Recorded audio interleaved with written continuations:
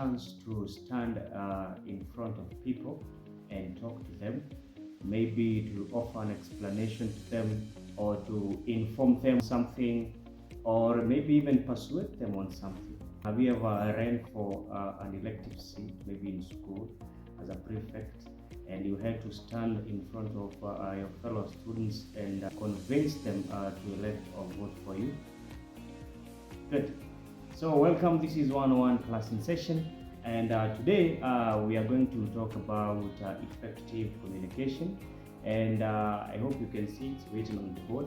And effective communication in some books is called listening and speaking. Remember, we talked about the various ways in which we learn language. Under this topic, there are several subtopics, but today I want us to zero in on one, which is oral reports, or what other books call oral presentation.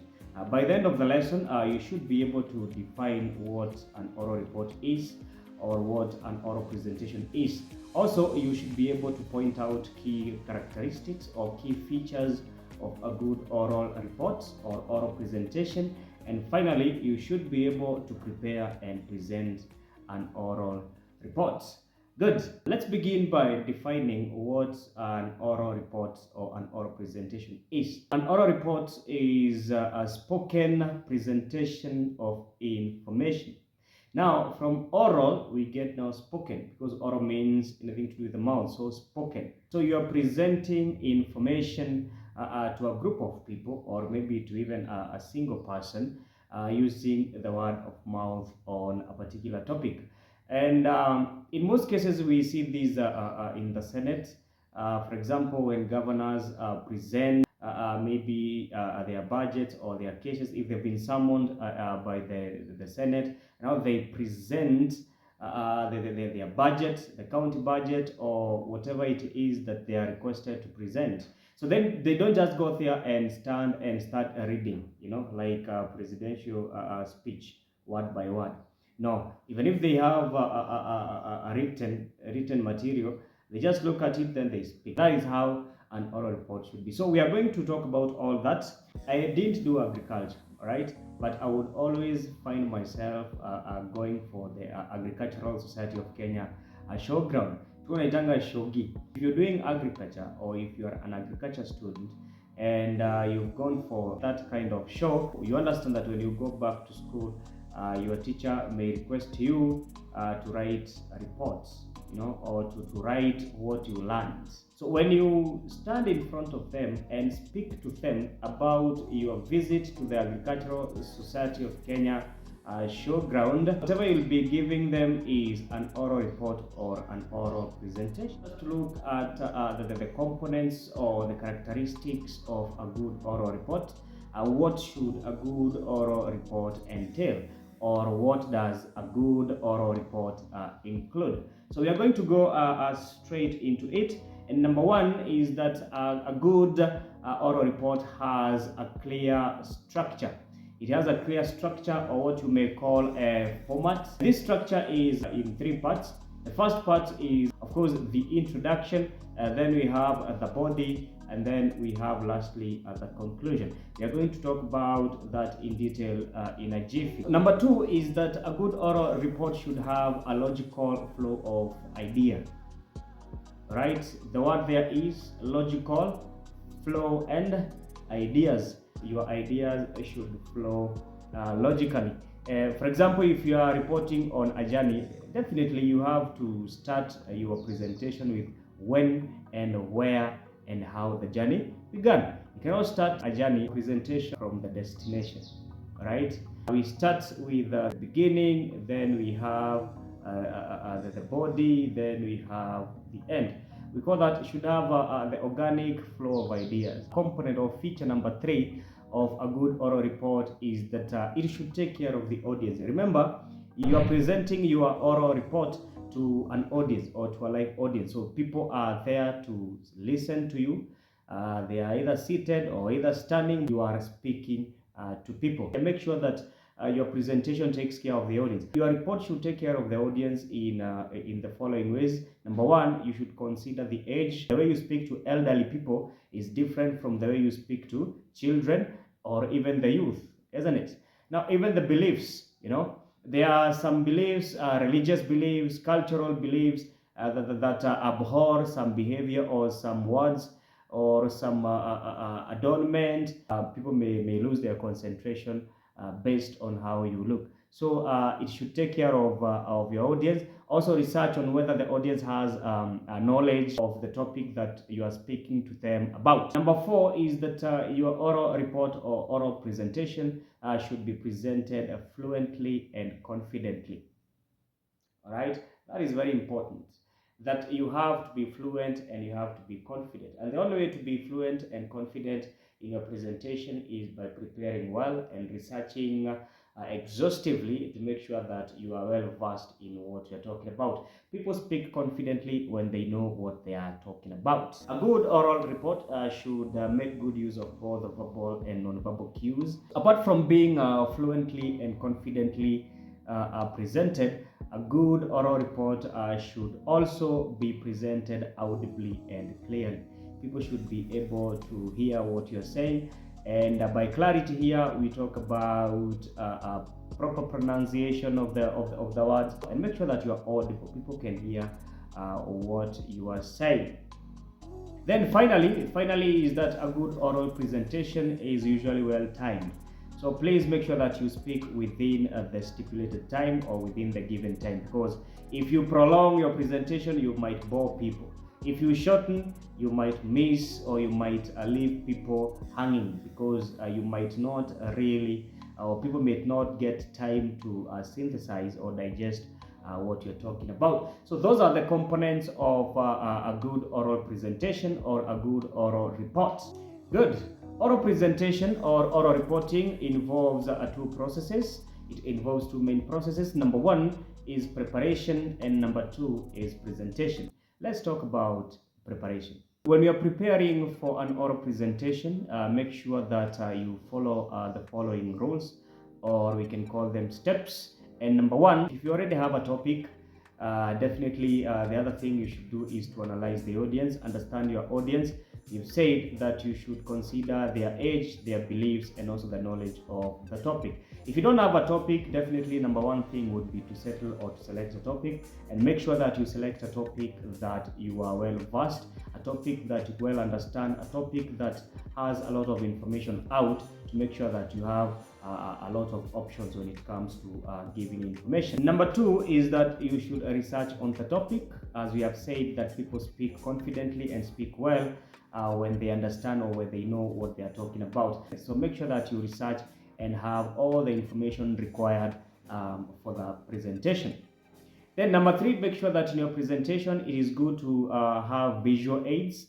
And visual aids usually help to give life to your presentation. Let's say, for example, you are speaking about the subject of famine and drought. It would be good, or it would give your presentation more life or more meaning if you would get a map maybe of that area and some photos. If you're talking about drought and famine, some photos of the malnourished families would serve your presentation a great deal, and also a map of that place so that people can, your audience can also see the physical features of that place. You can also provide photos on the terrain. We call those visual aids. After now the visual aid, we now have what we call the presentation notes. Now presentation notes, hapa, you should be very careful, because you are not reading a speech. Are you together? This is not a speech you are reading, okay? You are giving an oral presentation. So the presentation notes here are only supposed to guide you to know what you're talking about, all right? Now, I know this video will be edited and you may not see what is going on behind the scene. I have some notes here and I'm just looking. I want to score point and then I explain, because I had prepared earlier on this topic, but then I cannot remember everything. So I have written down some short notes. So nikiangalia hivi ninaona visual aids. So nikiona visual aids, I know what to talk about kwa visual aids. So please, I implore you that before you present, make sure that you prepare, all right? So the presentation notes are not to be read word by word. They are supposed to remind you or to guide you on the key points that you want to talk about, so that when you look at them, you remember what you had talked about that. So how do you plan these notes? So these notes now take us to the component number one when we are talking about a structure. We said that an oral presentation or an oral report has a good or a definite structure. Actually, what we said is that it has a clear structure or format. So we talked about the structure having an introduction, body, and conclusion. So here is how to handle each part. And actually, hapo we have a sound device. So please comment below here what sound device is that. Here is how to handle each part, right? Good. So number one, in the introduction, this is where you introduce yourself. This is where you introduce yourself and introduce the topic you're talking about. Of course, you cannot talk to people without telling them who you are and what it is you have come to tell them. So in the introduction, make sure that you mention your name and the topic of your presentation. In English paper 1, that is 101/1, we talk about capturing the attention of the audience and also retaining the attention. Now, in the introduction, in oral reporting or in oral presentation, please make sure that your introduction is as captivating as it can be, so that helps you to capture the attention of the audience. Now, how do you make your introduction captivating? So there are various things or there are various ways that you can do this. We talk about all the things that you talk about, all the things that you know, all the things that we have talked about in attracting or capturing the attention of the audience. For example, we talk about you can sing a song related to the topic, you can ask a question, you can pose a proverb, you can give a story related to the topic of your discussion. All those things help to capture the attention of the audience.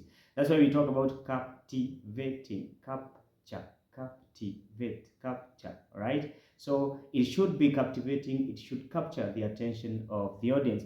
So you can give a story related to the topic, you can ask a question, you can sing a song, or you can even crack a joke. After introduction, let's go to the body, or what we call now the discussion part. In the body or the discussion, this is where now you discuss your findings. Now you did a research, you did a research, or let's say, for example, you went to that agricultural showground, and then whatever you found out, whatever you learned is now discussed in the body or the discussion. So avoid giving too much data or information that may confuse your audience, and instead just use all that information that you have gotten to support your argument, right? Don't tell that they feed the cow this kind of food at this time of the hour, these times per day. That is too much information that may not be important. What people need to know is that what do you feed and how often, just general information. That is now the discussion.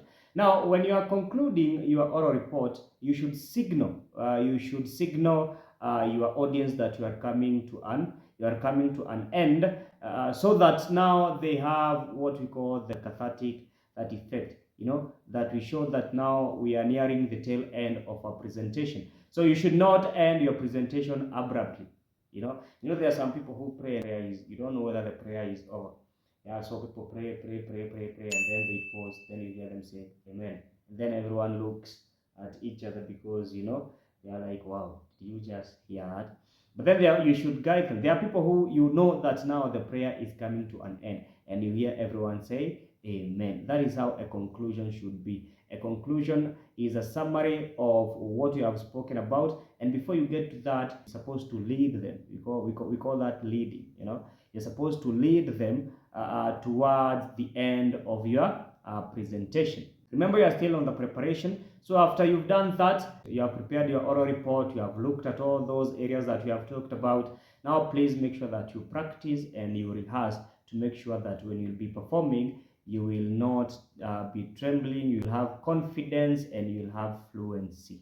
That is what rehearse does. Rehearse gives you confidence and gives you fluency. Now let's go to the second and the last part, which is now the actual presentation of your oral reports. During the actual presentation, you make good use of both verbal and non-verbal cues and make your presentation as lively as possible. The following are tips on making a good oral presentation. Speak clearly and at a moderate pace.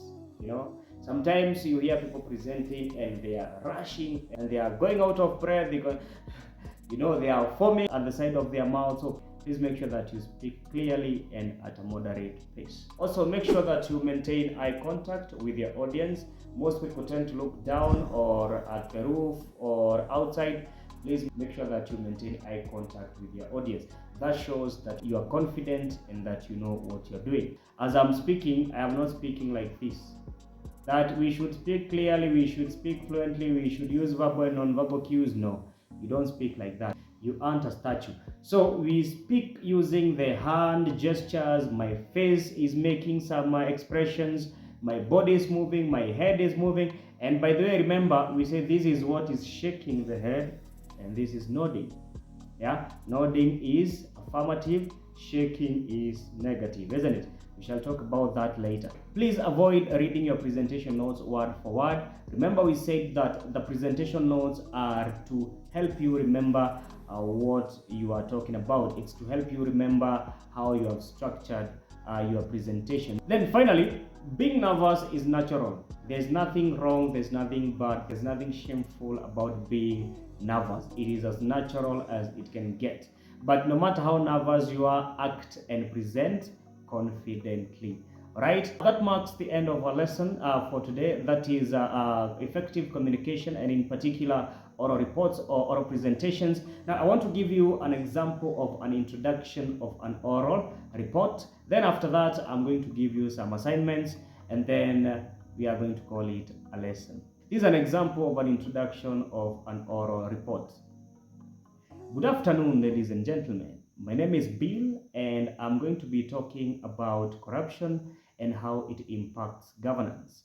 This is a very important topic because it affects all of us, and we need to learn how corruption impacts or affects governance and how we should stamp or root it out. Or you can begin with a common story that is funny.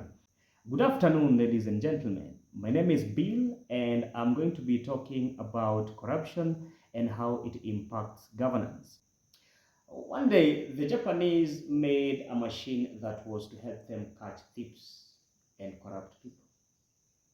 Within the first 3 hours, it had captured 5 people. Then the same machine was taken to Nigeria, and within the first hour, it had captured 100 people. Due to its effectiveness and how it was smooth in running and in catching these corrupt people, the machine gained popularity and soon it found itself in our country. When it was put to work, within the first 5 minutes trying to capture corrupt people, the machine itself had been stolen. I'm going to give you 2 assignments, and you can practice with them. And maybe when you go back to school, you can present them to your fellow classmates, or maybe you can present it to your family. Parliament of Boards is planning to have a session where they're going to discuss poverty eradication. As a member of parliament representing the area your school is situated, prepare an oral report on poverty eradication and present it to your family or to your class. The other assignment is prepare an oral report on how oral literature can be used to minimize the impact of Western culture on young people. Prepare an oral report on how oral literature can be used to eradicate or minimize the impact or influence of Western culture on young people. That's it, guys. This has been 101 class in session. See you next lesson.